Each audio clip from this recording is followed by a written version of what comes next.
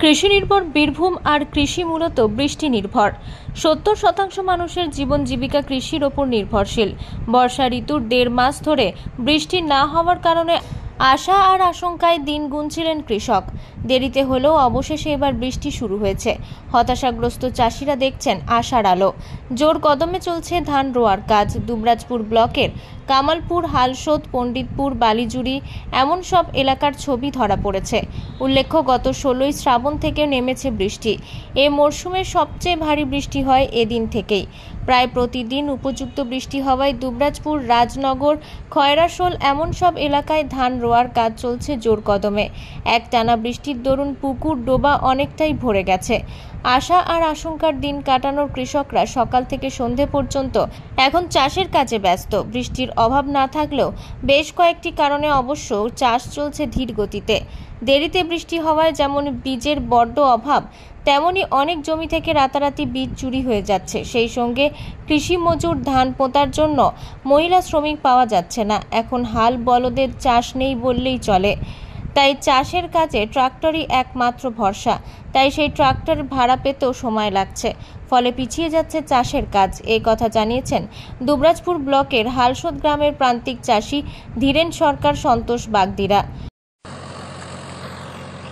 দুবরাজপুর ব্লকের অন্তর্গত কামালপুর মৌজায় যে বর্ষার শেষ মুহূর্তে বর্ষা শুরু হয়েছে, তাতে কাজ চলছে। বৃষ্টির অসুবিধা নাই, কিন্তু লেবার, তারপরে বিচনের খুব সমস্যা, গাড়ির খুব সমস্যা। তারপরে হচ্ছে গিয়ে যে আমাদের এই এলাকার মানুষের যে জল শেষের মাথায় জলটা পেল, তাতে তারা একটু হাসির মুখে দেখা দিয়েছে।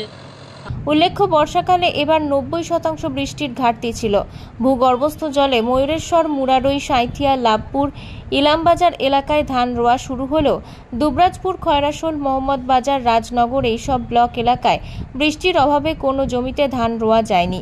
তবে এভাবে বৃষ্টির ধারা বজায় থাকলে আমন ধান রোয়ার কাজ সম্পূর্ণ হয়ে যাবে বলে মনে করছেন চাষিরা। এবারে চাষ খুব দেরিতে শুরু হয়েছে।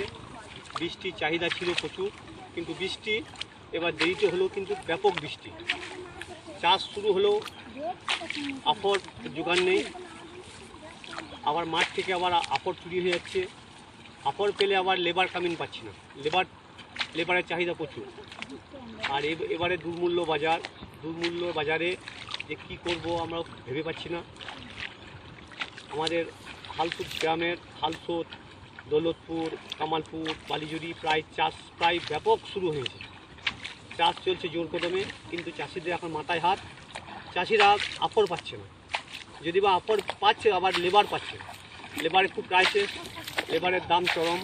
যে যা পাচ্ছে তাই হাজিয়ে দিচ্ছে, কিন্তু উপায় নেই, দিতে হচ্ছে। বীরভূম থেকে জয়ন্ত মণ্ডলের রিপোর্ট, আনন্দ বার্তা।